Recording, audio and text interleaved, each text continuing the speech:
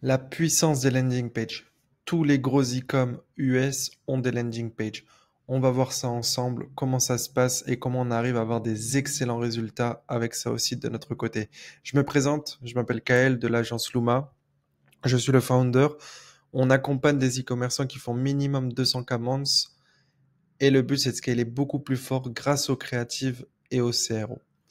En parlant de CRO, on y est. Donc les landing pages. Il y a plusieurs types de landing pages. Les landing pages, il y a les pages produits que tout le monde connaît. Ensuite, il y a les offer pages. Donc une offer page, ça se présente comme ça. C'est un hero banner avec un USP. Ensuite, ça va être des sections, donc bénéfices, pain points, cassage d'objections, social proof. Et à la fin, ça finit souvent sur un bundle ou un bouton qui redirige vers la page produit. Ensuite, un autre type de LP, c'est les listicles. Donc là, finalement, c'est une accroche textuelle ou visuelle et ensuite une liste numérotée entre 5 et 10 numéros, et ensuite un call to action qui redirige vers la page produit. Un autre type de LP, c'est les advertorials. Donc ici, c'est à peu près la même chose qu'une listicle, mais sous forme textuelle, pas numérotée. Donc c'est vraiment un gros focus sur le copywriting, une bonne compréhension du persona, et à la fin, ça finit aussi par un call to action pour diriger vers la page produit et convertir. Et la dernière LP, c'est les VSL. Donc là, finalement, c'est une headline, une grosse vidéo, et ensuite un call to action qui dirige vers la page produit ou le checkout ou un mail. Mais en l'occurrence, ici, on parle de d'e-com et on veut être rentable en cold. Maintenant que vous connaissez tous les types de landing page, on va parler de l'objectif de ces landing pages. Un des premiers objectifs, c'est de ultra personnaliser le funnel. Si vous avez un funnel ultra personnalisé, vous allez augmenter le CVR et l'AOV de votre site. Pourquoi? Parce que si vous segmentez les audiences et que vous faites du copywriting, vous leur parlez de leur pain point précisément, que vous vous éparpillez pas sur plusieurs problématiques, plusieurs dream outcomes, bah finalement, ça va convertir beaucoup plus. Parce que c'est mieux de split son trafic en trois, si vous avez trois audiences, et de leur parler précisément que de tous les envoyer sur une page produit et essayer de parler à tout le monde. Certes, vos créatives vont être un peu personnalisées, mais ça suffit pas simplement de personnaliser les créatives. Il faut personnaliser l'ensemble du funnel, les créatives, la LP, les after purchase et même les mails. Ça permet de casser les objections précises de vos sous-audiences, de mettre en avant des bénéfices et des pain points précis. On va prendre un exemple. Ici, c'est Blissy. Ils vendent des thés d'oreiller en soie. Ces thés d'oreiller, elles ont plusieurs bénéfices. Et là, vous allez comprendre que toutes ces listicles, en fait, elles permettent de scaler, mais pas les mêmes audiences. Et elles permettent de bien scaler chaque audience parce qu'elles parlent précisément à l'audience. C'est pas comme si c'était une page produit. On prend la première. The most popular pillowcase in the world. Là, on met en avant de l'autorité. Il y a des audiences qui réagissent bien à l'autorité. D'autres qui ont besoin de plus de social proof. D'autres qui ont besoin de plus de faits scientifiques ou d'arguments. Là, ça va bien répondre à la sous-audience qui aime l'autorité. En fait, il faut voir les audiences comme quelque chose en 3D. Il y a les arguments marketing qui sont différents selon chacun, il y a les angles marketing qui sont différents selon chacun. Enfin, tout le monde ne réagit pas de la même manière. C'est pas aussi simple que des ronds d'audience. C'est plus profond, c'est en 3D. Et là, ici, le premier point, c'est It stays cool and comfortable always. Là, vous comprenez bien qu'on met en avant le côté confortable, c'est un peu refroidi, du coup on dort bien, et en plus de ça, ça prend un peu soin de la peau, c'est sympa. Donc ça va parler à une audience. Et en leur parlant comme ça, forcément, ça va bien les convertir, parce qu'on tape en plein dans le mille. A contrario, si on regarde la troisième, celle-ci, le premier point, c'est It's anti-aging and skin saving. Anti-aging. Donc là, peut-être que cette listicle, elle va beaucoup plus parler à une audience un peu plus vieille qui se soucie de leur peau, de leur skin, et de l'effet de l'âge sur la peau. Et là, on reprend un peu la headline autorité. Mais vous voyez, là, on parle pas du tout aux mêmes audiences. Et là, on personnalise l'expérience. Et si les créas derrière, elles sont aussi personnalisées, c'est le funnel entier qui est personnalisé. Et je peux vous promettre qu'une personne qui voulait de l'anti-aging, vous l'envoyez ici ou ici, elle va moins convertir. Et c'est dommage c'est ce que tous les e-commerçants font quasiment. Ils envoient tout sur la même page produit. Mais c'est pas comme ça que les gros font. Là, vous avez l'exemple.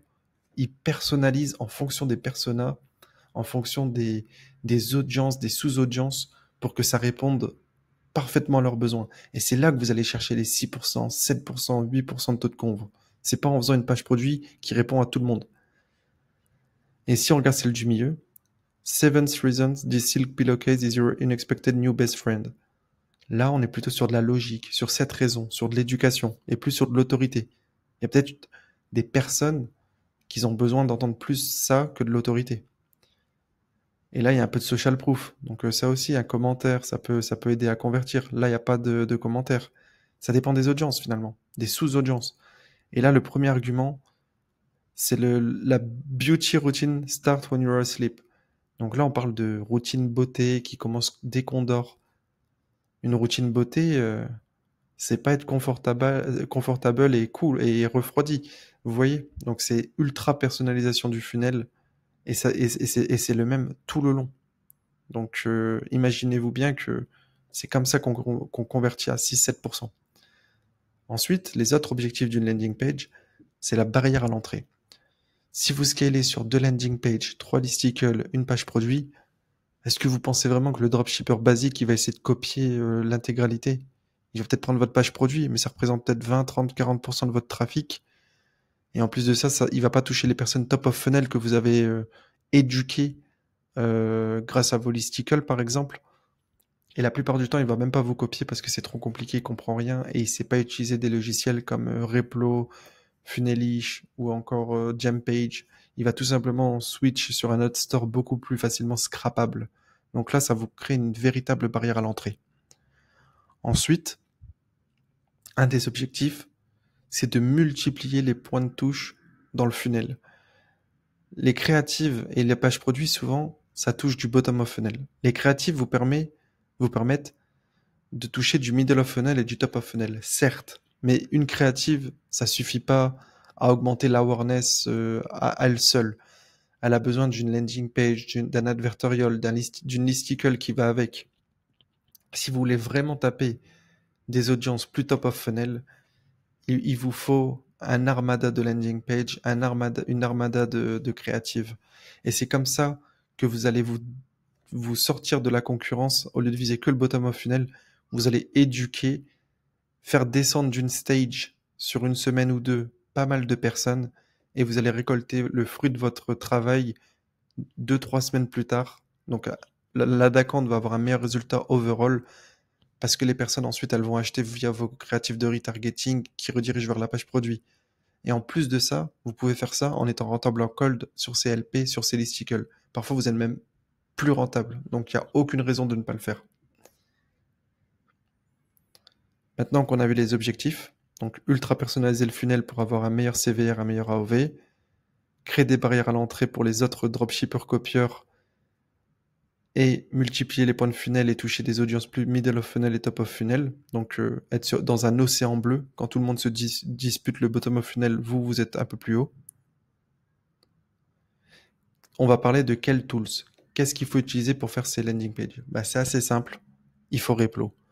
Il y a plein d'autres tools, mais Replo, pour moi, c'est le meilleur tool parce qu'il vous permet de faire des choses de très haut niveau. Certes, c'est un peu dur à prendre en main, mais c'est un des meilleurs tools pour travailler efficacement. Il y a aussi PageDeck que j'affectionne beaucoup, mais qui est un peu limité. C'est pour ça que nous, on a décidé de faire du 100% Replo. Mais PageDeck est un outil très rapide, 80-20, qui permet de faire de très belles choses. Il y a des sections intégrées qui sont vraiment cool. Je peux aussi recommander PageDeck. Et Intelligems pour faire les A/B tests. On n'oublie pas qu'on ne cherche pas la meilleure LP et la meilleure listicle. On ne veut pas remplacer la page produit. On veut accumuler les LP et les listicles pour parler à chaque audience d'une manière très spécifique.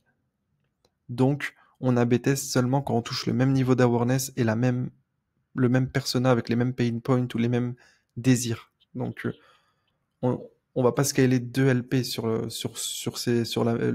même persona, on va prendre simplement la meilleure LP. Mais toutes les LP ne sont pas en concurrence. On A/B teste pas tout. Justement, on y vient. Comment tester? Bah, c'est soit directement sur l'ad account. Donc ça, c'est si vous ciblez une audience particulière et vous n'avez pas déjà une listicle et une LP dessus, bah là, vous allez tester directement sur l'ad account. Par contre, si vous avez déjà une LP ou une listicle qui éduque sur tel sujet, là, vous allez essayer de la remplacer, de l'améliorer. Et pour ça, vous allez faire un split testing via Intelligence qu'on a vu précédemment. Et pour ça, vous allez vous baser sur le profit par visiteur. Donc le trafic, vous allez le splitter en deux, 50-50, et vous allez sélectionner celle qui a le plus de profit par visiteur. Il ne faut pas vous arrêter au revenu par visiteur parce que ça ne prend pas en compte les COGS et des fois vous pouvez faire plus de CA mais moins de profit. Il faut faire attention à ça. Là, je vais vous donner un exemple concret. Donc ça, c'est un split test qu'on a fait récemment. Ça montre bien d'ailleurs qu'il ne faut pas se baser que sur le taux de conversion parce que le taux de conversion AOV, COGS, finalement, il faut prendre l'ensemble pour prendre une décision éclairée. Et cette décision éclairée, elle se situe dans le profit par visiteur. Parce que le profit par visiteur, ça reprend toutes les métriques, tous les KPI et c'est ce qu'on cherche finalement, faire du profit. Donc là, ça c'est un test winner. On s'est basé sur le profit par visiteur pour faire notre décision, même si c'était assez clair que ce test était winner. Et on s'est aussi basé sur la stat sig. Donc la stat sig, finalement, c'est un peu une formule, un algo qui permet de savoir si votre test a de grandes chances d'être véritablement winner. Pour ça, ça prend plein de critères en compte. Donc le nombre de conversions, le temps que ça a duré, est-ce que le pourcentage d'uplift, il est vraiment élevé ou pas. Et ça va vous donner finalement un pourcentage. Et quand il est supérieur à 95%, c'est un peu comme si l'outil vous dit oui, il y a de très fortes chances que ton test il est winner.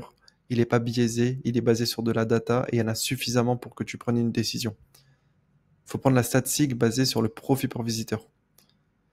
Et ça, vous pouvez le trouver sur Intelligence, mais sur tous les autres tools d'A/B testing finalement. C'est comme ça qu'on lit une statistique. Plus de 95%, ok.